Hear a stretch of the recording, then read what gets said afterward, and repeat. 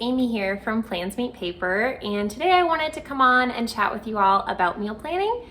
In the last couple months, I've figured out a system that's been working for me super well, so I wanted to take you guys along on that process today. My favorite thing about it is that it makes it super easy to meal plan on the go wherever you happen to be, and you don't have to be at home in your kitchen with access to your fridge and pantry and recipe books and everything in order to be able to do it. So if that sounds like something that would be helpful for you, definitely stay tuned. I'm gonna flip the camera around, show you guys my planner, and take you along with me while I plan my meals for next week. All right, so here is the planner that I am using for this year. It is a Filofax Personal Malden, and I have really been enjoying it. I do usually have this with me on the go, and this is where I do my meal planning. And I kind of have my system contained to this book, so that makes it really easy to be able to do it no matter where I am. And I know it sounds kind of odd, but typically where I've been doing my meal planning lately is at the gym or the community center where my kids and I go to play. They go to play and I go to work out a couple times a week, and I usually get my meal planning done there. So it makes it really easy to be able to do it even when I'm not home. So the method that I use is pretty simple. Basically, I start off by looking at my calendar for the upcoming week. And I usually do this at the same time as jotting down my events for the next week. I get those from my monthly calendar. And as I'm doing that, as I'm looking at what's going on for next week, I kind of check out if there's any days where I need to have something either super easy, or if there's a holiday, anything that would affect meals. That's the first thing you want to take into consideration. So looking at next week, I can see that Thursday is St. Patrick's Day, and typically we love to have corned beef and cabbage, which is not something I cook a lot otherwise, but it is super easy, and we almost always have that for St. Patrick's Day. So I'll go ahead and write that down. That kind of takes care of one meal, easy peasy. And then the only other thing that I'm seeing that really affects meals is that my husband is going skiing one day next week, so he'll probably get home late that day. So I'll want to make sure I have something super easy ready to go so that I'm not having to do much cooking right before dinner, since nobody will be here to help me manage the kids during that time. So that is kind of the first thing I do, is just take a look at the calendar. And then with that in mind, again, with having little kids, I found it super helpful to choose at least 2 crock-pot meals every week, because those are super easy to either prep in the morning before the kids are up or make during nap time. And that way I can just start it and it's ready at dinner without having to do any cooking in the evening. So corned beef and cabbage for me is actually already a crock pot meal. So there's one. And then what I will do is I'll just flip to my kind of homemaking tab here in my planner. And this is where I've got a list of different meals that we're basically eating kind of just on a rotation lately.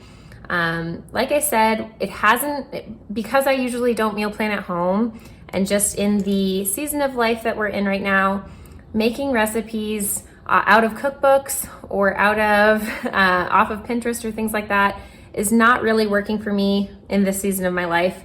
I don't like having one-off ingredients in my pantry or fridge that I either didn't use because we didn't end up making that new recipe, or things that were left over from a specific recipe. I kind of, right now, I'm just preferring to make the same things over and over. This is, I don't know how many, probably like 25 meals. And we just kind of rotate through them. So it ends up being like once or twice a month that we have each of these things. And that is not too often for us. But by doing that, most of these meals take similar ingredients. They're things that we either always have on hand or will definitely use up, because we'll make it again before, or make something similar that, uses similar ingredients before they go bad. So it makes it so that I don't have to do that process of looking in the pantry, looking in the freezer, looking in the fridge, seeing what needs to be used up, and then specifically planning meals around that. I either use all of the ingredients every week because I've made these things 100 times and I know exactly how much to buy, or I know I will use them for the following week, just because that's the nature of these meals, is they use similar ingredients. So that makes it really easy. I don't have to do that kind of kitchen inventory step, and I don't have to do the step of looking through cookbooks, looking through Pinterest, trying to figure out what to make and looking up the ingredients for it. It just makes meal planning so much faster for me right now to just have a bunch of recipes that I know off the top of my head that I can make no problem, pretty much without any directions or recipe. And I can therefore meal plan, make my grocery list, and cook without having to have other references on hand. So super handy. And so what I'll do now is, like I said, I'm always going to choose another crock pot meal, at least one more. And so just kind of looking through this, I think we haven't had a chicken Alfredo in a while, so we'll have that as our second crock pot meal. And then I usually plan 5 to 6 meals. Sometimes if something will be a bigger meal, I know that I can plan on that to happen twice, kind of have leftovers the second time. And probably this corned beef and cabbage will be that, because usually the roasts that you get for that are going to be bigger than what my 4-person family will eat in one night. So therefore I need 3 more meals to make 5 dinners for next week.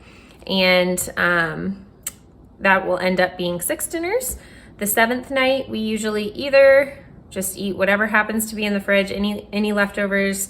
We'll have a frozen pizza if we don't have any leftovers, or we'll get takeout. But I like to make sure that I'm kind of cooking something and having something healthier for dinner 6 nights a week. So those are the first 2 things that we've got going on. And then I'll just look through these go-to meals and pull 3 more things. So just kind of looking through and trying to figure out what we haven't had in a while. I make something with tacos almost every week. My kids love tacos. So we haven't had ground turkey tacos in a while. So I'll do that for one of the meals. Turkey tacos. And then 2 more. So I'll just kind of glance through and see what we haven't had in a while. Pulled barbecue. So we haven't had like a barbecue chicken in a while. So if it's nice, we'll do grilled barbecue chicken. If it's not nice weather, then we'll do crock pot barbecue chicken. But I'll just put barbecue chicken on here, eat one way or another. The same ingredients, whether we grill it or use the crock pot to make it. And then probably the last thing that we'll have will be something with a fish protein, since we haven't included anything so far that's seafood. So either like a shrimp or a salmon. So we haven't had salmon bowls in a while, and I kind of have 2 different styles that I do for that. So either like salmon and broccoli and rice kind of bowl, or sometimes I'll do like a salmon sushi bowl, which I think is what we're gonna do next week. And the main difference there is that it's just different vegetables. But again, it's something I can make without a recipe, which is super nice. I kind of just throw some veggies and salmon and rice in a bowl and put some soy sauce on it and sriracha, and it's dinner. So those are the 5 meals I'm gonna make for next week. From there, these are all things, like I said, that I can make a grocery list off of without needing a recipe. I'm sure you guys have those recipes too that you just know the ingredients for. And I'll go ahead and use my phone and just put the ingredients for these things directly into my grocery store app, so I can do grocery pickup for it the following a couple days later. I often will do this ahead of time, like on a Tuesday, and then I won't actually submit the order until Thursday or Friday. That way, if there's any odds and ends, I'll hopefully think of them before that.